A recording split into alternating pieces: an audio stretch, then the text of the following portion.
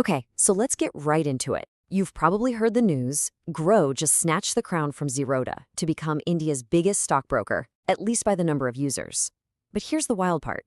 What if I told you the so-called winner in this race is actually making a tiny fraction of the money compared to the loser? Yeah. Today, we're pulling back the curtain on the silent war between Groww and Zerodha. So this is the headline that really shook up the Indian fintech world. For the very first time, Groww has officially zoomed past Zerodha in active clients. After years of being the challenger, they finally hit that #1 spot on the user leaderboard. And, on the surface, it looks like a clear-cut victory for the new kid on the block. But hold on, because this is where the story takes a massive turn. The moment you stop looking at users and start looking at the actual money, we're talking revenue and profit, the entire picture flips, dramatically. Zerodha, the one with fewer users, isn't just winning here. They're an absolute financial behemoth, making Grow's numbers look tiny in comparison. This sets up the big question for our explainer. How on earth can the #2 in users be so much more profitable than #1? To really get this, we've got to start with the original king of discount broking, Zerodha. We need to see exactly how they built this incredible financial fortress. Zerodha's whole identity, its DNA, really comes down to 3 things. First, they were bootstrapped. That means they built this empire with 0 external venture capital money. Second, they've been profitable since day 1, which is just insane. And third, they were a true pioneer. They completely rewired how Indian trading works with their flat-fee discount model, and it forced the whole industry to change its game. So how do they make all that cash? Well, their strategy was never about getting every single person in India to sign up. It was about getting the right people. They laser-focused on serious, active traders. They built these powerful, almost professional-grade tools like their Kite platform. And this is so crucial.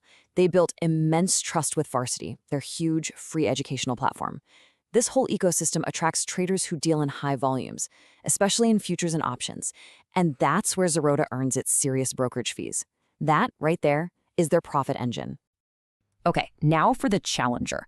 Groww came onto the scene with a totally different playbook, one that was designed from the very beginning for one thing: explosive viral growth. And it's a total contrast to Zerodha, right? Groww is heavily backed by venture capital. It was pretty much born on the smartphone with a mobile-first philosophy.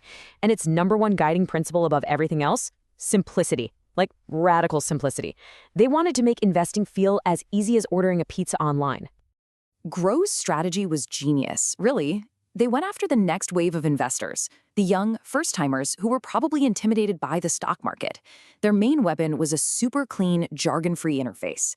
They built a massive marketing machine on social media and YouTube, speaking the language of Gen Z. And they were smart about it.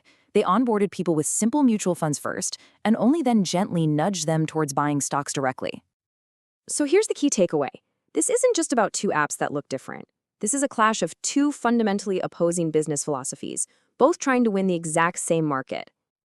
Let's just break it down side by side. It makes it super clear. Groww is playing a game of scale. Their goal is to get millions and millions of users, even if each person only invests a little bit. They win by sheer numbers.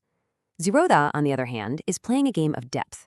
They'd rather acquire fewer but more high-value traders. They focus on the people who trade large amounts, and they win by getting more revenue out of each and every user.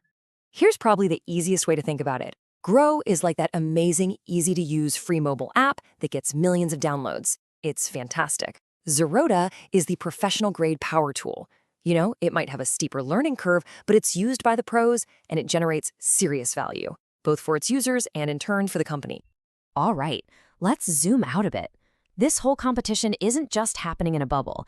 It's right at the heart of India's massive investing boom, and it has huge implications for the millions of new investors who are dipping their toes in the market for the very first time. The impact is kind of two-sided. On the one hand, Grow's simple approach is bringing millions of Indians into the financial markets, which is amazing for financial inclusion. At the same time, Zerodha's intense focus on solid tech and education helps keep the whole ecosystem serious and disciplined. But this creates a tension, right? A potential race to the bottom on fees, all happening while the regulator, SEBI, is watching closely and constantly changing the rules of the game. This whole rivalry is a perfect case study for any entrepreneur out there. There are 3 really powerful lessons we can all take away from this silent war. Lesson number 1, and this is a big one: users do not equal profits. Having a massive user count is what we call a vanity metric if you can't actually make money from it. Groww has the incredible scale, but Zerodha has proven that a smaller, deeply engaged user base can be way, way more profitable. Okay, lesson number 2 is all about focus. You absolutely have to choose your core user. You just can't be everything to everyone. Zerodha picked the serious power user. Groww picked the casual beginner. Both of those are perfectly valid strategies, but if you try to do both at the same time, you'll probably end up pleasing no one. And finally, lesson number 3, a true competitive advantage, a real moat around your business that's not built with flashy marketing campaigns. It's built slowly over years of investing in trust, in technology, and in creating an ecosystem. Zerodha's Varsity platform is the perfect example of a long-term moat that is just incredibly difficult for a competitor to come in and copy overnight. So this brings us all the way back to our main question. And now I really want to turn it over to you. Looking at these 2 completely different ways to build a successful company, who do you think is the real winner in this battle for India's investors? Is it the company with the scale of users, or is it the one with the depth of profits? Seriously, there is no single right answer here, and I'm genuinely curious to see what you all think. Drop your verdict for us down in the comments below. And hey, if you enjoyed this breakdown, do us a huge favor and like the video, subscribe to Finologix, and definitely hit that bell icon so you don't miss out. We drop new case studies every single Tuesday, Thursday, Saturday, and Sunday at 6:30 p.m. IST. अगर video पसंद आया तो like और subscribe करें। हर मंगलवार, गुरुवार, शनिवार और रविवार को 6:30 बजे नए वीडियो मिलेंगे, सिर्फ Finologix पर। Thanks for watching. Okay, so let's get right into it. You've probably